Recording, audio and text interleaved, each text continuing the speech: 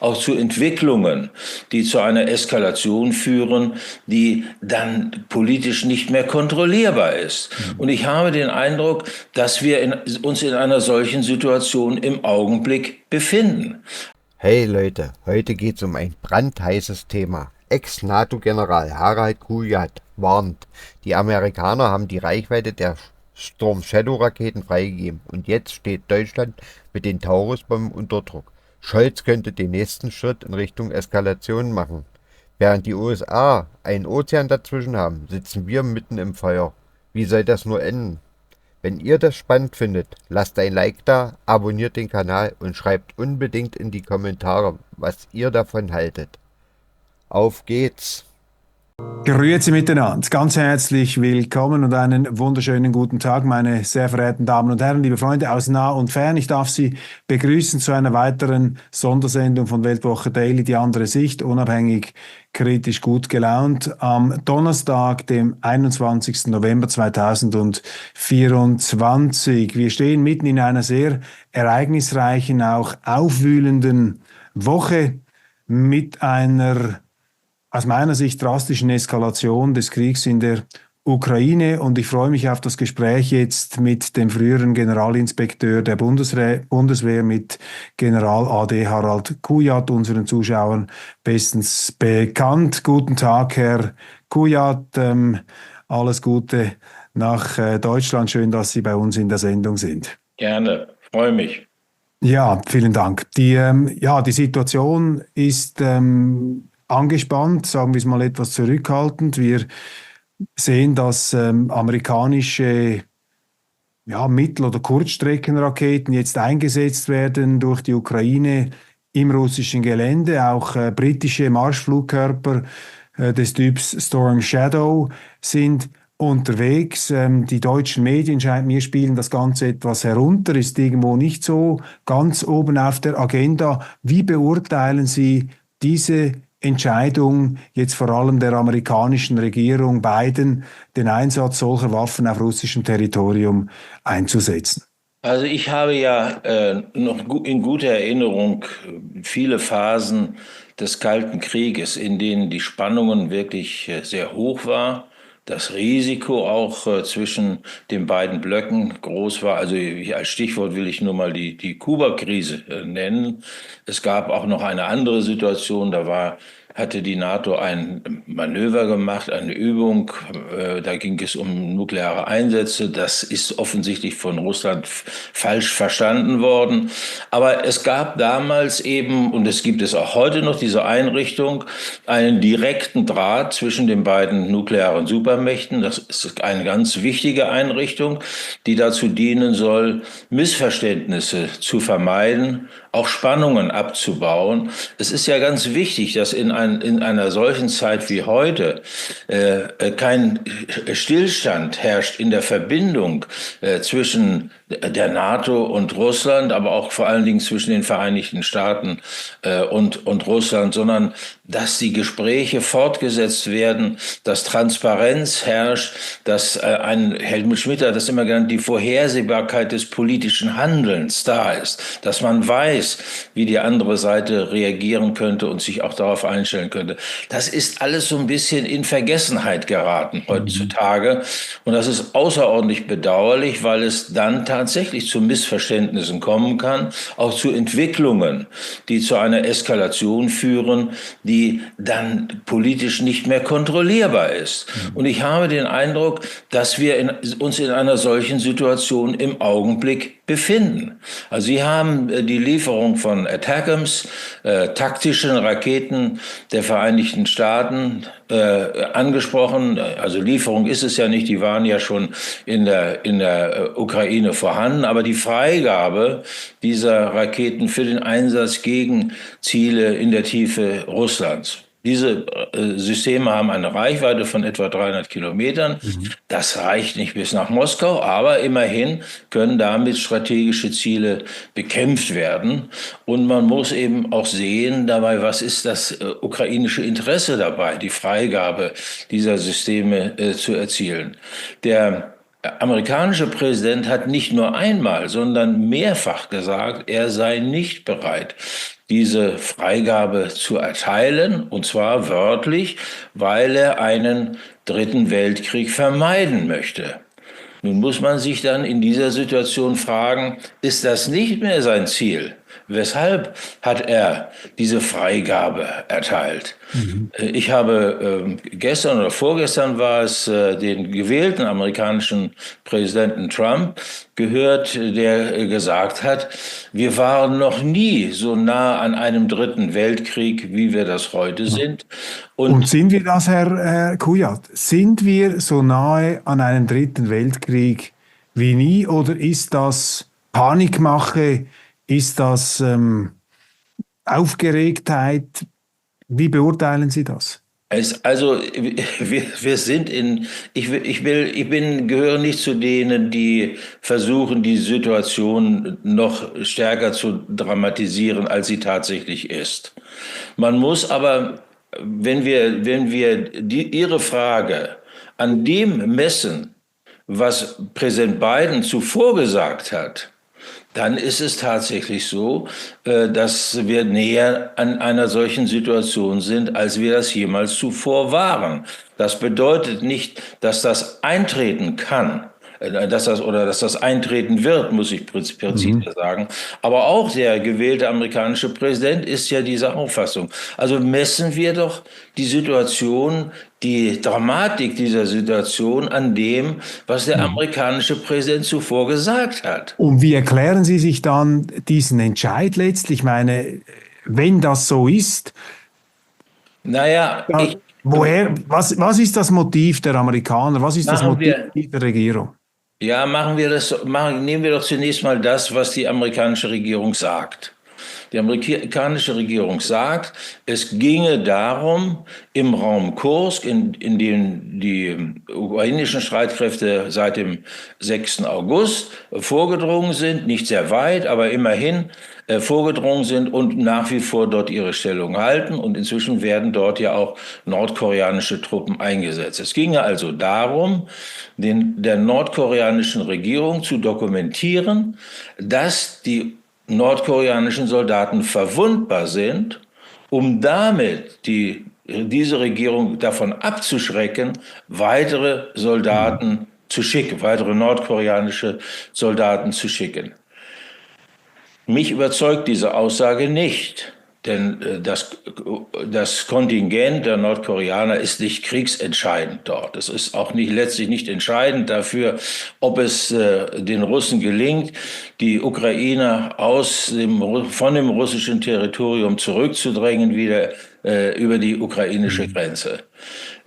Es ist in der Tat das Eingehen auf eine Forderung des ukrainischen Präsidenten, die er seit vielen Monaten immer wieder erhoben hat und die immer wieder abgelehnt wurde. Es ist auch dann Teil seines sogenannten Siegesplans.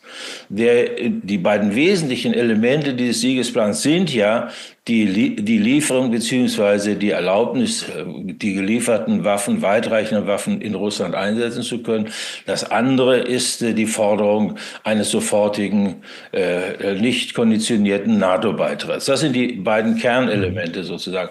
Beides zielt im Grunde darauf hinaus, es ist eigentlich der Versuch, einen Ausweg zu finden aus einer katastrophalen militärischen Lage. Aber interessant scheint mir an diesem Punkt immer noch zu sein, die Amerikaner. Ich meine, man könnte jetzt argumentieren, gut, dann hat vorher Biden das vielleicht nicht ernst gemeint, das war einfach rhetorische Ausschweifung mit dem Dritten Weltkrieg und diese Raketensysteme, die jetzt eingesetzt werden, haben gar nicht diese strategische Bedeutung und jetzt versucht man die eben in so einem begrenzten Zweck, wie Sie das darstellen, irgendwo hinzubiegen, irgendwo darzustellen. Was könnte da dahinter stecken? Ich meine, was ist Ihrer Meinung die Erklärung? Was ist das Motiv? Ja. Und noch so kurz vor dem Abgang. Ich meine, das ist ja für mich eigentlich das Erschütternde, dass man als abtretender Präsident eine potenziell so weitreichende Entscheidung noch trifft. Was steckt dahinter? Ja, es ist, ein Punkt muss ich noch machen. Es hat ja einige Zeit den Versuch gegeben, insbesondere der Briten und der Franzosen, Präsident Biden zu dieser Entscheidung zu bewegen. Der Mhm. britische Premierminister Starmer ist am 13. September zu seinem Antrittsbesuch nach Washington geflogen mit diesem Hauptanliegen eigentlich. Und er ist damit bei Biden gescheitert. Also die amerikanische Position war schon recht stark. Und da sind zwei Aspekte, die dabei eine Rolle gespielt haben. Man muss die einfach erwähnen, weil man sonst nicht versteht, worin die Dramatik dieser Entscheidung liegt. Das erste Argument war eben, die Freigabe dieser Waffensysteme wird eine grundlegende Änderung der Kriegslage nicht bewirken. Das kann sie Mhm. nicht. Sie kann nicht die strategische Lage zugunsten der Ukraine ändern. Ein ganz Mhm. entscheidender Faktor. Der zweite Aspekt war, dass die Amerikaner befürchtet haben, und Putin hatte ja auch so etwas bereits angedeutet dann im Vorfeld dieser Diskussion, dass Russland dann an anderer Stelle einen anderen Staat befähigen würde, solche Angriffe gegen amerikanische Stützpunkte, amerikanische Truppen beispielsweise im Mittleren Osten oder auch in Europa durchzuführen. Mhm. Das, vielleicht noch das dritte Argument, das ist auch ganz wichtig. Es ist ja schon einmal die Freigabe erteilt worden für den Einsatz eines amerikanischen Waffensystems, in diesem Fall HIMARS, in der Region von Kharkiv, weil befürchtet wurde, dass die Russen bei ihrem Vorstoß diese Großstadt einnehmen würde. Ich war nie der Überzeugung, dass sie sich diese Last aufbürden würden, aber man hat die Ukrainer dann ermächtigt, in einem regional sehr eng begrenzten Bereich auch russisches Territorium mit HIMARS zu beschießen. Mhm. Darauf ist keine Reaktion erfolgt von Seiten der Russen.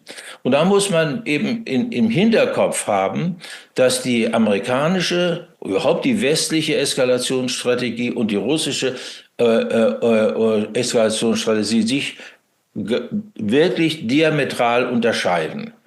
Die amerikanische Eskalationsstrategie erfolgt in kleinen Schritten. Man macht einen Schritt vorwärts, wartet ab, ob der Gegner reagiert oder ob die Reaktion zu vernachlässigen ist und dann kommt der nächste Schritt. Die russische Toleranzschwelle ist wesentlich höher. Aber wenn diese Toleranzschwelle überschritten wird, dann schlagen die Russen hart Mhm. und brutal zurück.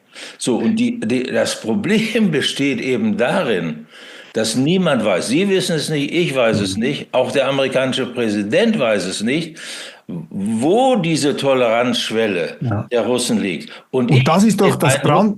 Ja, Entschuldigung. Ja. wir haben sie erreicht. Mhm. Das ist mein Eindruck. So, und jetzt will ich aber den Kern Ihrer Frage beantworten. Mhm. Was bewegt die Amerikaner dazu? Ich sehe eigentlich nur eine vernünftige Erklärung. Es ist Frustration. Höchste Mhm. Frustration darüber, dass die Vereinigten Staaten ihr strategisches Ziel ganz offensichtlich und für sie inzwischen auch erkennbar nicht erreichen können, nämlich die politische, die wirtschaftliche und die militärische Schwächung Russlands. Mhm. Das ist ein ganz wesentliches Moment. Und es kommt hinzu die Befürchtung, dass die Ukraine gemeinsam mit den Vereinigten Staaten eine militärische Niederlage erleidet. Und der noch Präsident, muss ich sagen, Biden, der ja schon einmal durch diesen fluchtartigen Rückzug aus Afghanistan de facto eine Niederlage erlitten hat, der will in seiner Restamtszeit nicht noch eine zweite militärische Ja. Niederlage erleiden. Und das ist vielleicht verständlich, aber es ist ein hochriskantes Spiel, das hier betrieben wird. Wir Ja. sind also in der Situation, Herr Köppel, ich meine, es ist schon kurios, wenn Mhm. nicht sogar peinlich. Wir sind in der Situation nun, in dieser brandgefährlichen Situation, dass alle Menschen die Sicherheit und Frieden in Europa wollen, auf Putin und Trump zählen müssen.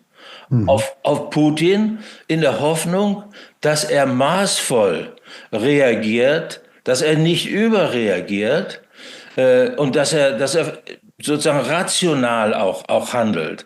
Und auf Trump in der Hoffnung, dass es ihm gelingt, so wie er es ja auch jetzt gerade in dieser Woche angekündigt hat, diese Entscheidung seines Vorgängers so schnell wie möglich rückgängig zu machen. Und das erklärt in gewisser Weise auch die merkwürdige Ruhe, mit der in unseren Medien diese wirklich historische Entwicklung bewertet wird oder kommentiert wird. Also ich muss Ihnen sagen, das ist jetzt für mich eigentlich eine ganz bizarre Situation. Wir kommen dann noch auf die russische Seite und die russische Antwort, um mögliche strategische Konterreaktionen zu sprechen. Aber was mich eigentlich hier am meisten bewegt, aber vielleicht liege ich falsch, bitte korrigieren Sie mich, ist eigentlich die unglaubliche Rücksichtslosigkeit der Amerikaner. Ich meine, die Amerikaner sind da geschützt hinter ihren Ozeanen. Sie geben jetzt einem Präsidenten Zelensky die Erlaubnis, diese Waffensysteme einzusetzen. Ich meine, Zelensky hat doch den Anreiz, jetzt das verständlich aus seiner verzweifelten Lage, diesen Krieg zu eskalieren. Er findet keine Soldaten mehr. Für ihn wäre es im Grunde am besten, er hat das ja auch schon verlangt, dass NATO-Bodentruppen hier reinkommen. Das heißt, der Anreiz für den ukrainischen Präsidenten besteht doch darin, diesen Krieg möglichst zu eskalieren. Wir haben gesehen in der Vergangenheit, dass er sich eben nicht immer so an die Vorgaben seiner Vorgesetzten gewissermaßen und seiner Financiers in Amerika hält. Er hat also eine gewisse Eigendynamik. Und die Amerikaner, die sind geschützt hinter ihren Ozeanen, aber überhaupt nicht geschützt. Mittendrin sind die Europäer. Und die Europäer, das ist mein Eindruck, da herrscht ja Schweigen im Walde.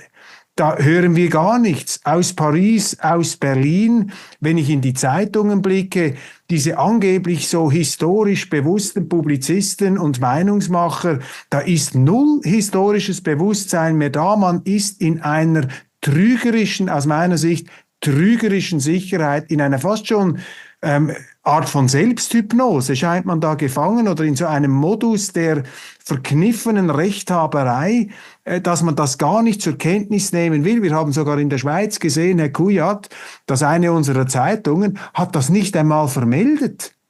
Diesen Raketenschlag der Ukraine gegen russisches Gelände mit diesen amerikanischen Raketen. Und das zeigt ja irgendwo, meines Erachtens, dass wir hier im falschen Film sind in Europa. Sind wir im falschen Film? Ist das der Gipfel der Rücksichtslosigkeit einer amerikanischen Regierung, was wir hier beobachten, oder tue ich da dem abtretenden Präsidenten Biden Unrecht? Nein, Sie haben völlig recht. Es ist ein europäischer Krieg. Das muss man eben sehen. Und wenn er sich tatsächlich, wenn er ausgeweitet wird, wenn aus dem Krieg in der Ukraine ein Krieg um die Ukraine wird, dann findet er auf europäischem Boden statt, auf dem europäischen Kontinent. Völlig richtig. Die beiden Großmächte, die beiden nuklearen Supermächte werden versuchen zu vermeiden, dass es zu einem nuklearen Schlagabtausch zwischen beiden Staaten kommt. Das ist einfach eine Folge der Zweitschlagsfähigkeit beider Seiten. Einfach gesagt haben, wer zuerst angreift, stirbt als Zweiter. Das ist eben die Situation im Augenblick. Also es ist ein europäischer Krieg, der hier entstehen kann. Und glauben Sie, ist das abgesprochen gewesen? Waren da die europäischen Regierungen involviert? Weiß da ein Bundeskanzler Scholz, wenn ein Präsident Biden so etwas anordnet, ist da ein Macron, sind da alle Leute voll dabei? Haben dann diese Regierungschefs gewissermaßen geschwiegen, gewissermaßen komplizenhaft geschwiegen? Oder können Sie sich vorstellen, dass das von den Amerikanern quasi ex cathedra in der Direktschaltung mit Kiew einfach so verfügt worden ist?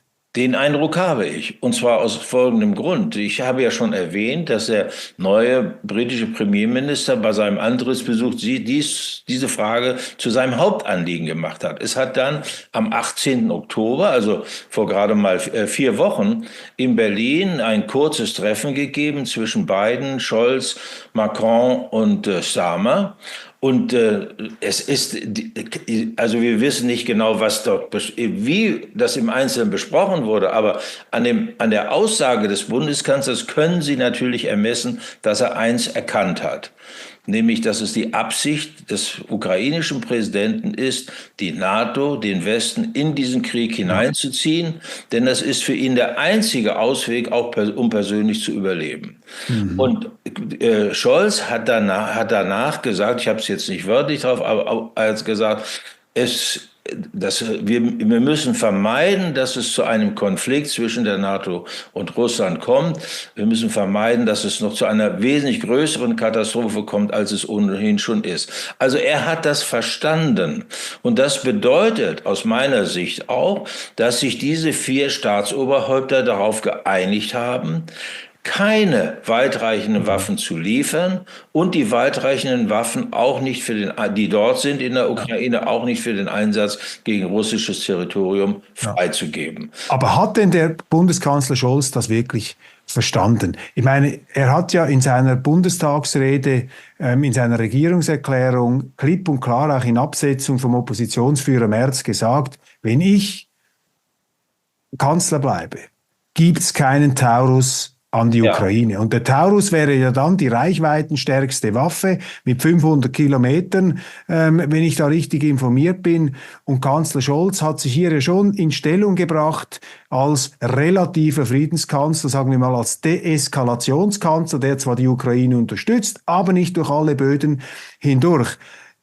Müsste da nicht von einem deutschen Bundeskanzler, Herr Kujat, ein viel entschiedener Protest kommen und sagen, um Himmels Willen, was machen die Amerikaner da? Und ich sage Ihnen das jetzt als Schweizer, wissen Sie, wir sind ja auch mit betroffen. Wir können uns ja nicht verstecken hinter den 7 Bergen. Im Übrigen hat unsere Regierung ja die Neutralität auch schon teilweise weggesäbelt. Wir gelten ja auch schon als Kriegspartei und auf der feindseligen Seite gegenüber Russland. Das heißt, hier hat natürlich auch die Verantwortung der politischen Führung in Deutschland europaweite Konsequenzen. Und ich würde mir jetzt wünschen, als Nicht-Deutscher, ich bin nicht stimmberechtigt in Deutschland, wahlberechtigt, aber ich würde mir da jetzt viel entschiedenere Gegenwehr des politischen Verantwortlichen an der Spitze der Bundesrepublik wünschen. Ich finde, meines Erachtens, aber bitte korrigieren Sie mich, wenn ich falsch liege, ich finde, der Bundeskanzler Scholz ist da viel zu leisetreterisch und ich sage das auch vor dem Hintergrund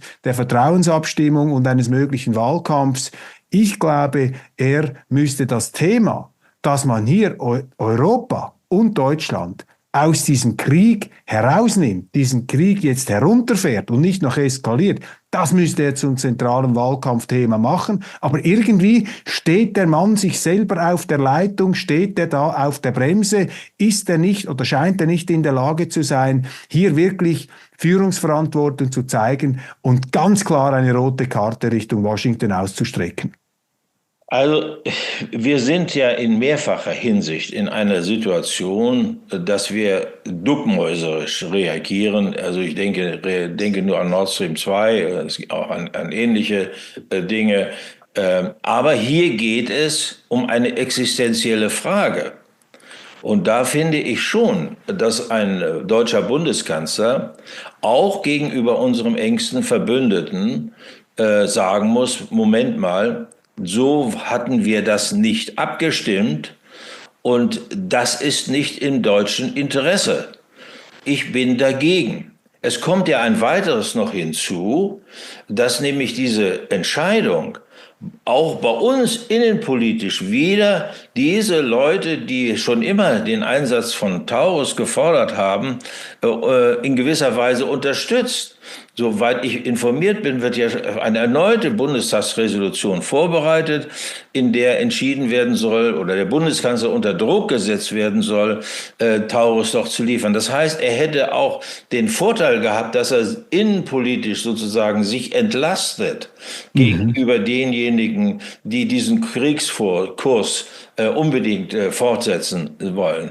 Das ist leider hat er das nicht gemacht. Vielleicht macht er es ja noch. Man weiß es nicht. Aber ich hielt es für unbedingt erforderlich. Hinzu kommt ja, dass wir überhaupt in Europa auf unserem Kontinent nie über eine wirkliche Kriegsbeendigungsstrategie, über Friedensstrategie verfügt haben, obwohl uns von Anfang an klar war, es geht hier nicht nur um die Sicherheit und die Existenzberechtigung der Ukraine, sondern es geht ja langfristig auch um eine europäische Friedens- und Sicherheitsordnung, in der sowohl die Ukraine als auch Russland ihren Platz haben müssen. Russland ist da auf diesem Kontinent und wir können ihn durch noch so intelligente politische Maßnahmen nicht von diesem Kontinent entfernen. Das muss mal in die Köpfe reingehen. Wir müssen mit dieser Sie bleiben die Nachbarn. Jetzt kann sich ja der Kanzler Scholz hier nicht verteidigen da gegen meine Gegenrede und meine Kritik. Jetzt versuche ich mich mal in seine Fußstapfen hineinzuversetzen, die Welt durch seine Brille anzuschauen. Und da würde mich interessieren, Sie haben das natürlich aus dem Innersten erlebt. Jetzt kann überhaupt eine Bundesrepublik Deutschland, kann die sich überhaupt in so einer existenziellen Situation, wenn die Amerikaner derartige Entscheidungen treffen, wie groß ist da überhaupt der Spielraum einer Bundesregierung? Was würden Sie oder was hätten Sie machen können? Wären Sie noch Generalinspekteur der Bundeswehr in so einer Lage, wo Sie plötzlich zum Schluss kommen, dass das, was die Amerikaner entscheiden, unter Umständen Europa in einen Atomkrieg stürzen könnte? Was ist denn da überhaupt der Spielraum einer Bundesregierung? Vielleicht bin ich ja zu hart gegenüber dem Kanzler. Vielleicht, Nein, das sind Sie nicht. Das sind Sie nicht. Also zum einen ist es, haben Sie ja sehr, sehr richtig gesagt, es wäre auch eine Wahlkampfstrategie. Sehen Sie, die deutsche Bevölkerung ist ja in der überwiegenden Zahl wollen sie Frieden und Sicherheit haben in unserem Land. Und es ist ja gerade 80 Jahre her, das ist kein großer Zeitraum, als der Zweite Weltkrieg zu Ende ging und große Teile unseres Landes zerstört wurde. Und wir haben ja viele Jahrzehnte noch immer darunter gelitten. Nein, ich sage es ganz deutlich, der Spielraum eines deutschen Bundeskanzlers ist so groß, wie er selbst diesen Spielraum haben will. Ich kann zwei Beispiele dafür nehmen. Das jüngste Beispiel ist der damalige Bundeskanzler Gerhard Schröder, der gesagt hat, an dem Irakkrieg nehme ich nicht teil. Und auch vorher war das der Bundeskanzler Kohl, ja, der den Amerikanern nicht einmal erlaubt hat, in Deutschland gelagerte Munition für einen Krieg abzuziehen, den er nicht wollte. Das hat also in Amerika natürlich für einigen Unwillen gesorgt, aber letzten Endes hat er sich damit durchgesetzt. Also wir können schon den Spielraum unserer Souveränität voll ausnutzen. Und wir haben das auch, ich will jetzt keine weiteren Beispiele aus der Zeit machen, als ich noch aktiv war, aber wir haben das auch in der Vergangenheit mehrfach getan. Auch ich habe das getan in meiner Funktion, als ich den NATO-Militärausschuss geführt habe. Und wie erklären Sie sich da, vielleicht noch ein letzter Punkt, da möchte ich über Russland sprechen, wie erklären Sie sich die Berichterstattung in den deutschen Mainstream-Medien? Also das war für mich jetzt ja schon etwas gespenstisch, das zu beobachten, wie klein das gefahren wird. Also das ist sozusagen, wird das als unerheblich abgetan, courant normal gewissermaßen. Was ist denn da los? Also meine persönliche Erklärung ist, oder lassen Sie mich das anders sagen, spätestens seit Anfang November letzten Jahres, also seit über einem Jahr, müsste eigentlich allen klar sein, dazu muss man kein Stratege oder Experte sein, dass dieser Krieg militärisch für die Ukraine verloren geht. In der Tat ist es so, wir haben immer wieder neue, immer wieder leistungsfähigere Waffen geliefert und es hieß immer, das sind Gamechanger. Keine dieser Waffen war ein Gamechanger und im Übrigen Attackams werden es auch nicht sein.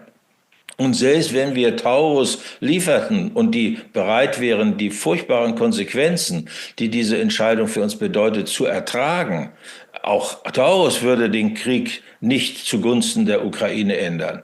Also das müsste eigentlich allen klar gewesen sein. Und nun ist praktisch trotz der Unterstützung durch den Westen, der massiven finanziellen und materiellen Unterstützung, die Lage der Ukraine jeden Tag schlechter geworden. Und das hat man versucht, eben durch Schönrederei, durch Übernahme der ukrainischen Desinformation. Es ist ja auch ein Informationskrieg, es ist ja nicht nur ein militärischer Konflikt, sondern ein Informationskrieg auf beiden Seiten, auf russischer und auf ukrainischer Seite. Wir haben immer die ukrainische Desinformation übernommen und haben so auch im Grunde genommen diese Berichterstattung innerhalb eines, sie kanalisiert. Nicht alles, was außerhalb dieses Kanals war, wurde ja öffentlich gar nicht zugelassen. Und nun wird, glaube ich, doch dem einen oder anderen klar, dass wir uns hier in eine Sackgasse manövriert haben. Die Europäer. Die Europäer haben nicht die Kraft, ihre eigenen Interessen durchzusetzen. Nicht die Kraft gegenüber den Vereinigten Staaten, unserem engsten Verbündeten, aber auch nicht gegenüber Großbritannien oder anderen Verbündeten, die für diesen Einsatz sind. Wir haben nicht die Kraft, auch eine eigene Strategie zu entwickeln, die unsere Sicherheit gewährleistet in Zukunft, indem sie nämlich Frieden auf diesem Kontinent schafft. Aber auch, es ist ja auch nicht nur Frieden für die Ukraine insgesamt. Es geht vor allen Dingen ja auch darum, dass wir uns darum bemühen, den Bedürfnissen der ukrainischen Bevölkerung gerecht zu werden. Wir konzentrieren uns immer nur darauf, was diese Regierung in Kiew will. Aber die Bevölkerung ist inzwischen schon lange kriegsmüde. Die Bevölkerung ist bereit zu Friedensverhandlungen. Die Streitkräfte sind demoralisiert. Sie wollen auch den Krieg beenden. Das alles dringt bei uns nicht durch. Ja. Und die Absurdität überschlägt sich ja bei dem, was Sie vorhin gesagt haben. Wenn man ja zur Einsicht kommt, dass zum Beispiel der Einsatz eines Taurus ja gar keine kriegsentscheidende Bedeutung mehr hat und das dann aber trotzdem fordert, wie jetzt zum Beispiel Oppositionsführer Merz, im Wissen allerdings darum, dass der Einsatz dieser Waffe zwar den Krieg nicht entscheidet, aber eine Provokation, eine Eskalation aus russischer Sicht darstellt, die dann wiederum beantwortet werden könnte. Stellen Sie sich das mal vor, ein Marschflugkörper made in Germany fliegt in Moskau ein. Mit einem, ich meine, das wäre ja programmiert von deutschen Experten. Ich meine, dann ist das wirklich ein Spiel mit dem nuklearen Feuer, dass da die Russen dann einfach Däumchen drehen und das Achselzucken schlucken. Also man ist bereit zur Eskalation, ohne dass dem eigentlichen Opfer, dem geholfen werden soll, geholfen wird, aber man stürzt damit eigentlich dann sozusagen sich selber in den Abgrund hinein. Das ist ja die Absurdität, die hier zutage tritt. Und meine Frage wäre, dieses militärische Analphabetentum, nennen wir es doch mal so, dieses militärische Analphabetentum, das wir jetzt beobachten in den Medien, in der Öffentlichkeit, wo also Parteien, die noch beim letzten Wahlkampf gesagt haben, Frieden schaffen ohne Waffen, die können jetzt nicht genug Waffen liefern, die sind geradezu waffenstarrend bis unter die Zähne, fletschend mit Waffen ausgestattet. Sie verzeihen etwas diese blumige Ausdrucksweise. Meine Erklärung ist, dieses militärische Analphabetentum hat auch damit zu tun, dass sie in Deutschland die Wehrpflicht abgeschafft haben. Die Leute haben einfach keinen Bezug mehr zur Wirklichkeit des Militärs, zur Armee. Das ist alles Theorie, das ist Joystick, das ist Kino, das ist Moralismus. Müsste Deutschland nicht sofort die Wehrpflicht wieder einführen, um dieses militärische Analphabetentum in der Gesellschaft, vor allem in der Politik, in der Gesellschaft ist es vielleicht noch weniger ausgeprägt, in der Politik scheint es mir überaus geprägt, um das wieder zurückzubinden. Ist die Aussetzung der Militärpflicht irgendwo auch schuld an dieser, aus meiner Sicht völlig wirklichkeitsblinden, frivolen Leichtfertigkeit? Na, sie ist natürlich schuld daran oder trägt Mitverantwortung daran, dass in der Bevölkerung selbst, sagen wir, das Verständnis für eine solche Situation nicht mehr vorhanden ist. Es hat noch eine ganz andere Bedeutung. Ich bin immer ein großer Befürworter der Wehrpflicht gewesen, weil die Wehrpflicht eben für ein Garant ist, nicht nur für dass die Streitkräfte ihre Kriegsstärke erreichen können, mobilisiert werden können, sondern sie ist sorgt eben auch dafür, dass wir die intelligente Armee haben. Also ich kann das vielleicht hier mal bei der Gelegenheit sagen. Die Bürgerarmee. Außer eine Diskussion mit einem amerikanischen Verteidigungsminister, der ein Gegner der Wehrpflicht war damals. Und ich habe ihm gesagt, wissen Sie, dass Sie die größte und stärkste Armee der Welt haben, das ist ja unbestritten. Aber die besten Soldaten, die haben wir. Und wir haben sie, weil wir die Wehrpflicht haben. Und dazu stehe ich auch heute noch. Genauso ist es. Aber die Politiker, die handelnden Politiker, haben ja die Möglichkeit, sich zu informieren. Das finde ich so erstaunlich dabei, dass so wirklich völlig unsinnige Forderungen gestellt werden, völlig unsinnige Resolutionen in die Welt gesetzt werden und dass dann auch die Mehrheit möglicherweise im Bundestag dafür stimmt, dass Deutschland sich dem Risiko der Vernichtung aussetzt. Das verstehe ich nicht. Wir müssen einfach noch mal ganz klar festhalten, die Ukrainer können Taurus nicht einsetzen, sondern dass wir müssen die Planung, die Vorbereitung und die gesamte Durchführung dieses Einsatzes in die Hand nehmen. Das heißt, wir machen den Schritt von der indirekten Kriegsbeteiligung zur direkten Kriegsbeteiligung. Wer das nicht versteht, der hat es nicht verdient, irgendein politisches Amt auszuüben. Und wer dann trotzdem sagt, wir machen das, warum auch, was auch immer die Konsequenzen sind, auch wenn wir nichts erreichen damit für die Ukraine, der gehört eigentlich völlig aus der Politik zurückgezogen. Das muss man wirklich einmal so deutlich sagen. Es ist nicht nur eine Frage der Inkompetenz oder der Ideologie oder der Ignoranz. Es ist im Grunde auch ein sträflicher Verantwortungslosigkeit gegenüber der Sicherheit der eigenen Bevölkerung des eigenen Landes. Und das ist etwas, was wir nicht erlauben dürfen in diesem Land. Vor allen Dingen auch anhand unserer Geschichte. Das dürfen wir nicht erlauben. Ja? Und ich erinnere noch einmal daran, es ist wirklich eine entscheidende Phase, in der wir stehen. Die Historiker haben auch heute noch, tun sie es, immer darüber diskutiert, wie es dazu kommen konnte, dass der Erste Weltkrieg zur Urkatastrophe des 20. Jahrhunderts wurde.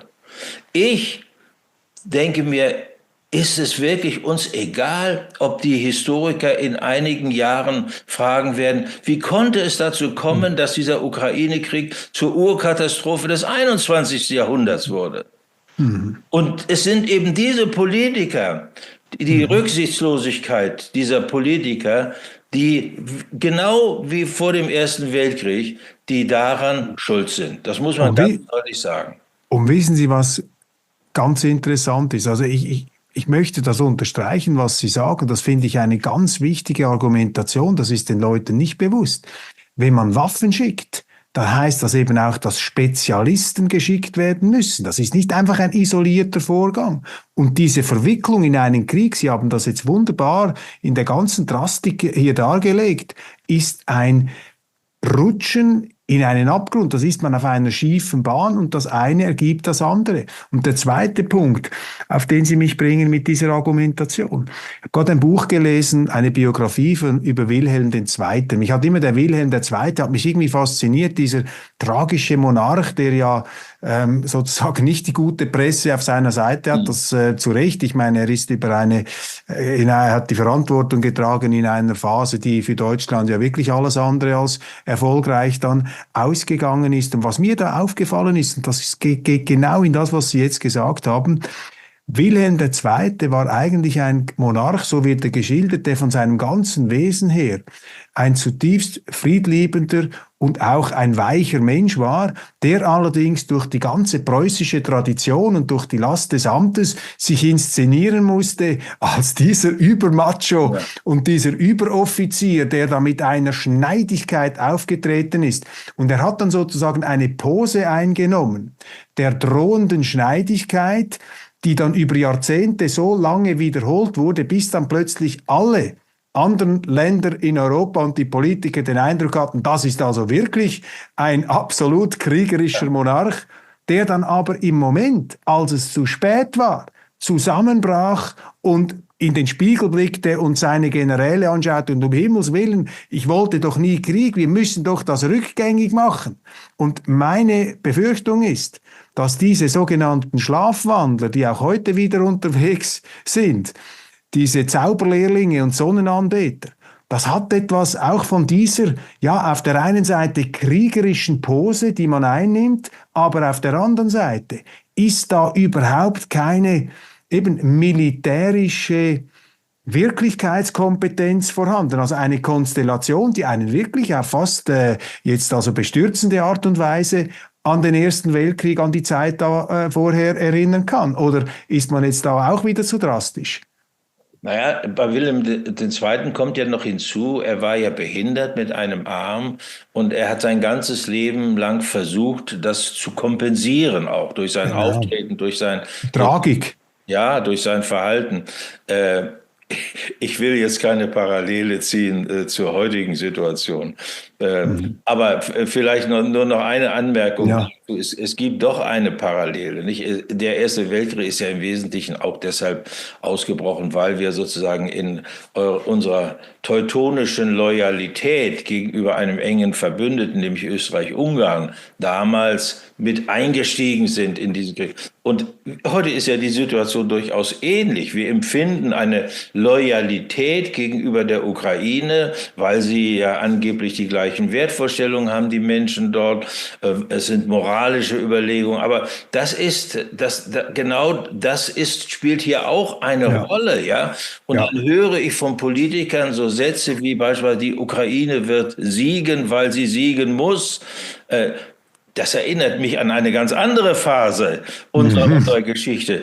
Es kommt also hier auch etwas hinzu, nämlich, dass diese Menschen kein historisches Bewusstsein haben. Nicht nur militärisch völlig unbedarft sind, strategisch völlig unbedarft sind, sondern dass sie auch kein historisches Bewusstsein haben. Jeder Leutnant lernt bei uns in der Lagebeurteilung die Lage, auch die Situation des Gegners vorurteilsfrei, präzise darzustellen, um dann auch zu einer Entscheidung zu kommen, die der tatsächlichen Lage angemessen ist. Aber wenn ich immer nur die Dinge durch die rosa Brille auf der einen Seite sehe, dann komme ich nicht zu einer Entscheidung, die der tatsächlichen Situation entspricht.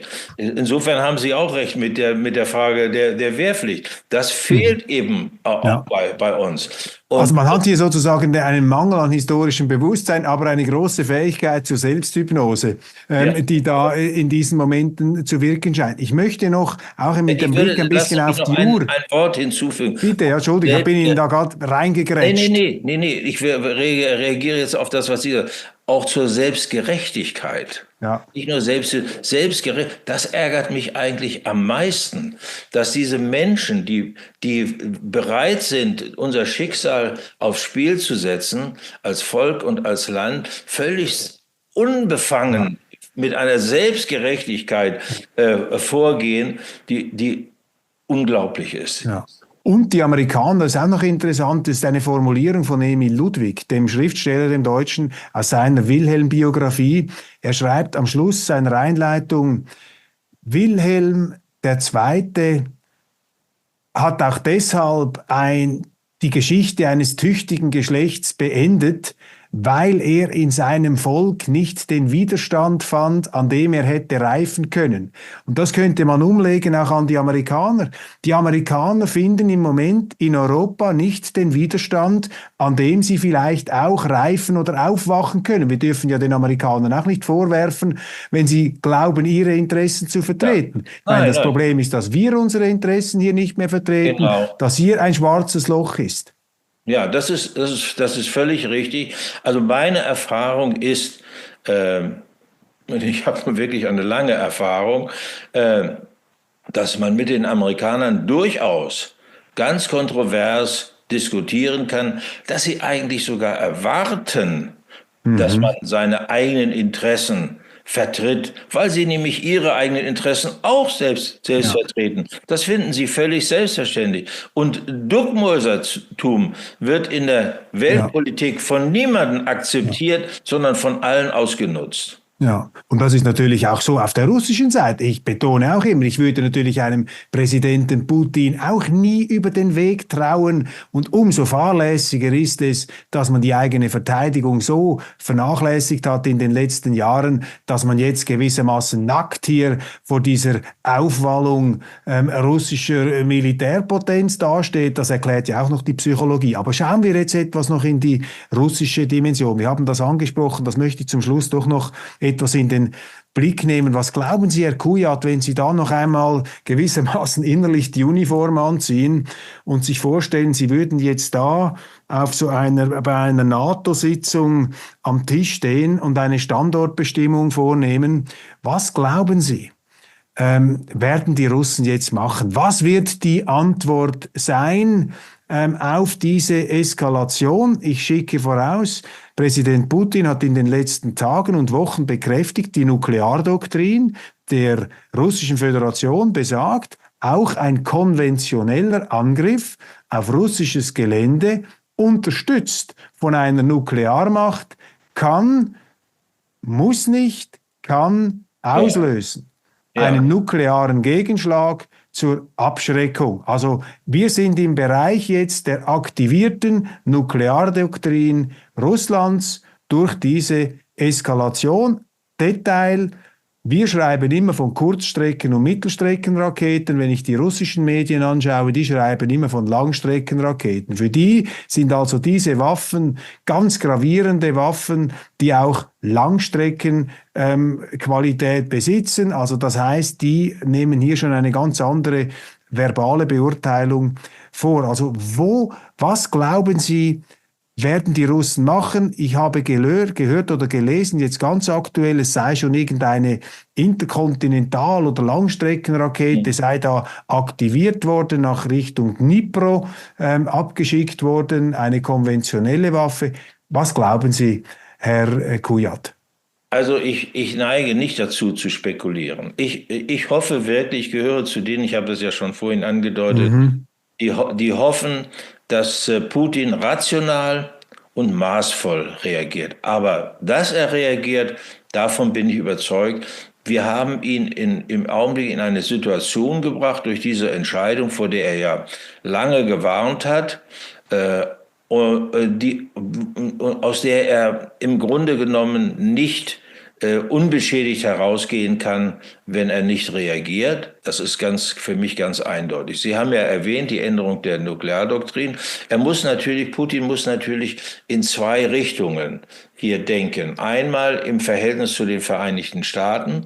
Da hat der General Gerasimov bereits am Montag die interkontinentalen nuklearstrategische Komponente zu 95% in einer höheren Einsatzbereitschaft versetzt. Das ist eine Vorsichtsmaßnahme, die den Einsatz dieser Interkontinentalrakete konventionell sollte man nicht überbewerten. Die Russen demonstrieren damit die gesamte Bandbreite, über die sie verfügen, um militärisch auf diesen Einsatz von den Attackams zu reagieren. Also die Option, ich kann nur sagen, welche Optionen er hat und die auch die Amerikaner ja im Vorfeld diskutiert haben. Er wird nicht direkt reagieren auf die Vereinigten Staaten, sondern er kann natürlich indirekt reagieren, und zwar in der Weise, in der er entweder selbst Angriffe durchführt gegen Einrichtungen, NATO-Einrichtungen auch oder gegen Einrichtungen von Staaten, die einen nicht allzu hohen Eskalationscharakter haben. Das ist ja immer die Frage bei diesen Eskalationen, wie reagiert der Gegner darauf? Also er muss versuchen, tatsächlich, auch wenn er reagiert, maßvoll reagieren. Er kann natürlich auch so reagieren, indem er an anderer Stelle hier beispielsweise den Iran in die Lage versetzt, amerikanische Ziele im Mittleren Osten anzugreifen. Da sind also sehr viele amerikanische Stützpunkte, amerikanische Soldaten stationiert.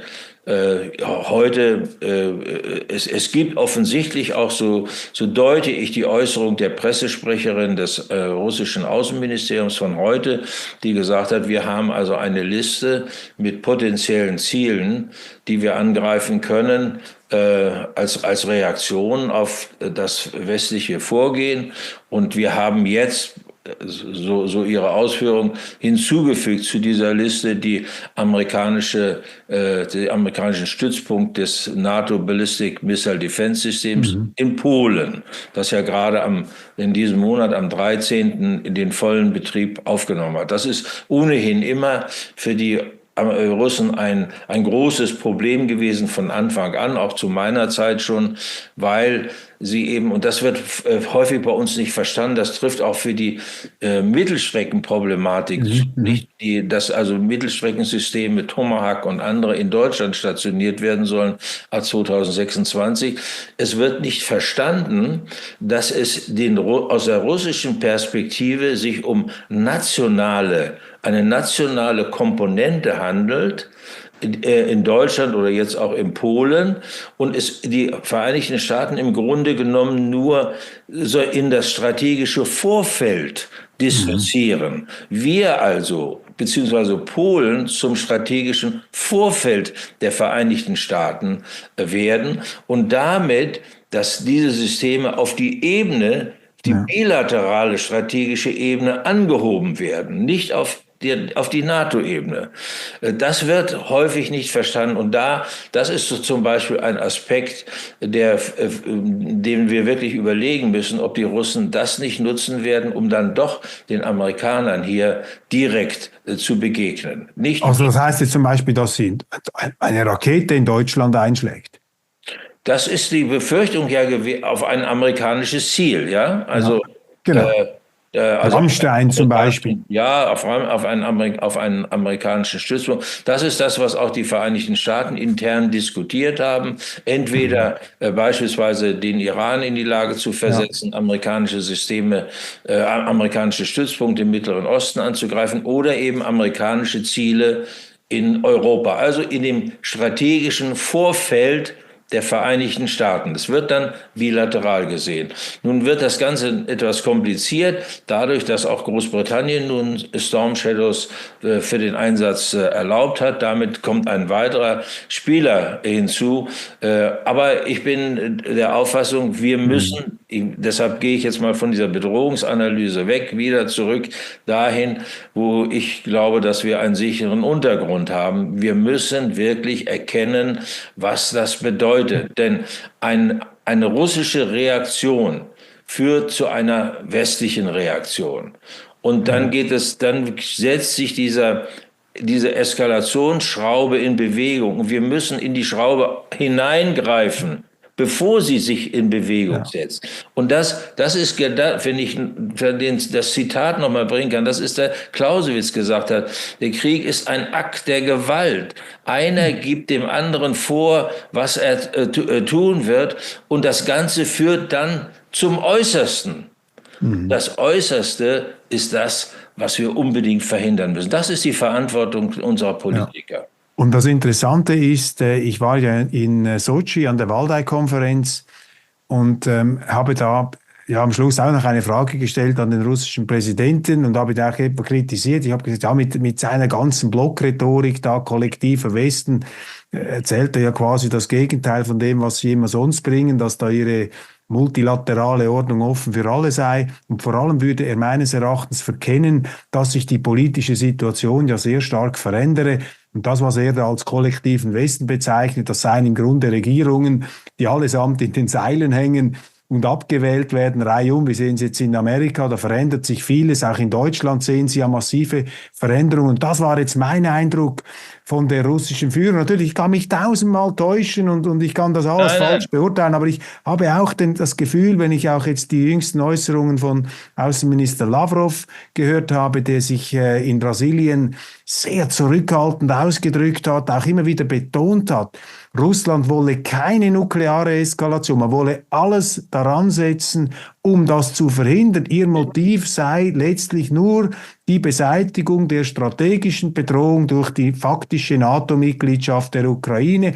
Das sei ihr Ziel, das hat Putin unterstrichen, sehr ausführlich auch in Waldau, und er hat dort etwas auch, finde ich, in diesem Kontext Bemerkenswertes gesagt. Er hat nämlich gesagt, ja, auf meine Frage, das stimmt, man beobachte in Europa, dass sich da etwas ganz markant verändere, das sei ein politisches Naturgesetz, dass die Leute eben die Regierungen jetzt auswechseln, bei denen sie das Gefühl haben, die seien nicht in ihrem Interesse unterwegs. Und Ja. diese Einsicht, wenn ein russischer Präsident das sagt, löst das bei mir, natürlich, das sind keine objektiven Befunde, aber das löst bei mir zumindest das subjektive Gefühl aus, dass dieser Mann nicht im geistigen Eskalationsmodus sich befindet, sondern der sieht, dass da sich etwas verändert, dass sich auch die Haltung zu diesem Krieg verändert, dass sich vielleicht sogar die Haltung zu Russland verändert. Und das ist ja kein Romantiker eben, das sind gefährliche Leute, diese Politiker, vor allem wenn sie so viel Macht haben wie ein Putin. Aber mein Eindruck ist, dass die Russen nicht jetzt ihrerseits in jene, ich sage es jetzt mal, erratische und zum Teil ja, rätselhafte Eskalationsfanatik oder wie man das immer bezeichnen will, verfallen, wie man das bei uns zum Teil beobachten kann. Ist das auch etwas Ihre Wahrnehmung, wenn Sie Absolut. glauben, Sie haben... Ja. Absolut. Die Russen denken in dieser Beziehung sehr konservativ. Putin hat selbst einmal gesagt, wir sind nicht verrückt. Wir wissen, was ein Nuklearkrieg bedeutet. Ja. Und ich bin davon überzeugt, er weiß auch. Aber das wissen eben viele bei uns nicht. Ja, ja. Und Sie sprachen ja diesen Regierungswechsel an. Wenn ich daran denke, dass der künftige Präsident Trump gesagt hat, wir müssen den Krieg beenden, wir müssen das Töten beenden und ich werde das tun. Und wir haben ja auch gehört inzwischen, dass das sickern ja auch Einzelheiten seines Friedensplans durch. Sein künftiger Vizepräsident hat da Einzelheiten genannt. Also wir sehen, die künftige amerikanische Regierung unter Trump ist auf Friedenskurs, allgemein und insbesondere was die Ukraine betrifft. Wenn ich hier gerade einhaken darf, Herr Kujat, das könnte ja vielleicht auch eine Erklärung sein, dass dieser Präsident Biden, wie Sie eingangs gesagt haben, um sozusagen den Eintrag im Geschichtsbuch zu vermeiden, er sei ein schwacher Präsident, der überall davonrennt, hat möglicherweise Biden im Wissen darum, dass Putin nicht eskalieren wird, wenn er eskaliert, weil man ja weiß, dass in wenigen Wochen eine neue Regierung in Washington da ist, dass er dieses Zeitfenster für diese rücksichtslose Tat benutzt hat, um selber gewissermaßen hier noch eine Art, ja eben, eine Verschönerung seines geschichtlichen Reifezeugnisses gewissermaßen als loyaler Bundesgenosse der ukrainischen Regierung, um das irgendwo zu behandeln. Also er hat vielleicht im Bewusstsein, dass eben hoffen, dass die andere Seite nicht eskaliert, das getan. Ich meine, das ist jetzt eine reine Spekulation und wäre natürlich schlimm, wenn die Amerikaner so handeln, aber könnte ja sein. Es könnte durchaus sein. Aber es gibt einen anderen Aspekt, der uns betrifft. Nicht? Wir wissen genau, was das Ziel des künftigen amerikanischen Präsidenten sind. Und es gibt also Kräfte in unserem Land, die sich gegen Trump stellen. Ja? Die also versuchen noch, ähnlich wie Sie argumentiert haben im Hinblick auf Biden, das zu torpedieren. Quasi jetzt noch so kurz bevor es losgeht, schaffen wir noch gewissermaßen die Tatsache eines dritten Weltkriegs. Dann endlich haben wir bewiesen, was für ein schlimmer Kerl der Putin ist und dann haben wir endlich diesen vollen Krieg, den wir ja eigentlich immer schon, ohne es zu wollen, angestrebt haben. Genau, wir torpedieren im Grunde genommen die künftige, die Politik oder die erklärte Politik des künftigen amerikanischen Präsidenten, unseres immer als unseres engsten Verbündeten, und wir halten ja die transatlantische Partnerschaft immer sehr hoch in Deutschland. Und trotzdem gibt es jetzt eine Bewegung, die in unserem Land, die diese Politik im Grunde torpedieren will, ja, mit diesem Beschluss über Taurus. Es ist so Und ausgerechnet kommt diese Politik aus jenen Kreisen, die sich ja als die größten Transatlantiker bezeichnen. Die Lord-Siegelbewahrer der transatlantischen Partnerschaft, genau. Also wir können eigentlich nur darauf hoffen, Herr Kujat, dass die Situation so absurd ist, dass sie sich gewissermaßen selber ad absurdum führt, aber darauf kann man nicht hoffen. Meine letzte Frage an Sie ist, Kanzler Scholz, da heißt es ja jetzt plötzlich, der könnte von seiner eigenen Partei abgesetzt werden durch einen möglichen Nachfolger oder Kanzlerkandidaten Pistorius. Was würde eigentlich der Boris Pistorius bedeuten in dieser Situation? Also ich habe kürzlich eine Umfrage gelesen, nach der und das Ergebnis ist, dass sozusagen ein Wechsel zu Pistorius hin die Situation der SPD nicht grundlegend verändern würde. Also ich halte das für eine... Kein Taurus an die Ukraine. Ja, naja, Taurus ist eine andere Geschichte, das kommt ja von der anderen Seite, nicht? Das kommt ja von der anderen Seite, aber es wird nach meiner Auffassung nichts wesentlich verändern, im Hinblick jedenfalls auf das künftige Wahlergebnis.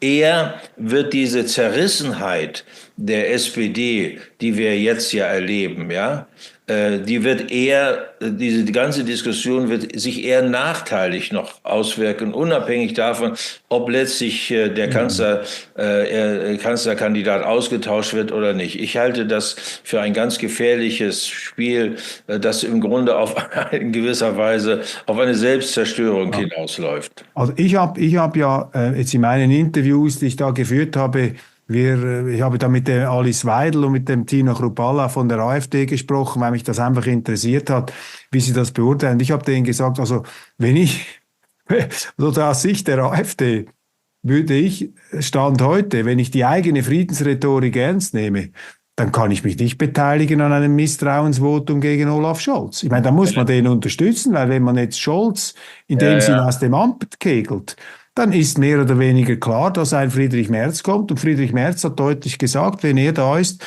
dann kommt der Taurus. Und der Christian Lindner hat sich da schon entsprechend in Stellung gebracht, um da anschlussfähig zu bleiben. Und wir hören ja auch von dem Wirtschaftsminister und Vizekanzler Habeck, wenn er nicht damit beschäftigt ist, irgendwelche Klagen zu lancieren gegen Bürger, die ihn kritisieren, dass er auch der Meinung ist, man müsse diesen Taurus liefern. Also muss man in Deutschland heute, wenn man für den Frieden ist, nicht den Olaf Scholz unterstützen als Kanzler? Also wie auch immer, in diesem Punkt hat Scholz rational, strategisch richtig und politisch klug gehandelt. Und das würde ich sagen, sollten ihm die Bürger auch honorieren. Das ist für mich ich glaube, die Bürger sind klüger, als die Politik sie einschätzt. Ich glaube, sie verstehen ganz genau, dass Scholz zwar die Ukraine unterstützt, aber immer das in einer Weise tut, dass er eine bestimmte Grenze nicht überschreitet. Und diese Grenze, die schärfste Grenze eigentlich, ist die Entscheidung zu Taurus. Denn die Leute verstehen auch, Taurus ist nicht Storm Shadow oder Attackams. Das ist so, als ob Sie jetzt ein Fahrrad mit einem Porsche vergleichen. Ja? Das ist eine völlig andere Kategorie, um die es hier geht. Ein völlig anderes System, ganz, ganz anders auch von der Leistungsfähigkeit und der strategischen Wirkung her zu betrachten. Das muss den Menschen klar werden. Es ist nicht einfach ein anderes System, über das hier entschieden wird, sondern diese Entscheidung bedeutet einen grundlegenden Wandel des Krieges. Wenn wir diese Entscheidung treffen, sieht die Welt am nächsten Tag anders aus als davor. Herr Kujat, ganz herzlichen Dank für diese klaren Worte. eines, ja, eben nicht Militärtheoretikers, sondern eines Militärpraktikers. Und ich schätze das einfach an Ihnen, dass Sie in dieser, ja, vernagelten Zeit, wo alle, es ist ja unglaublich, wie die Lemminge in die gleiche Richtung marschieren, dass es da doch noch Professionals gibt, die aus diesem Bereich, die hier auch Widerspruch wagen und eine andere Perspektive zeigen. Ganz herzlichen Dank für Ihre, ja, noch einmal eindringlichen Worte. Hoffen wir, dass wir uns mit unserer optimistischen Zukunftssicht nicht vollends täuschen. Ja, Viele Grüße, alles Gute nach Deutschland. vielen Dank. Und was uns beide verbindet, ist die Zuversicht. Hoffentlich.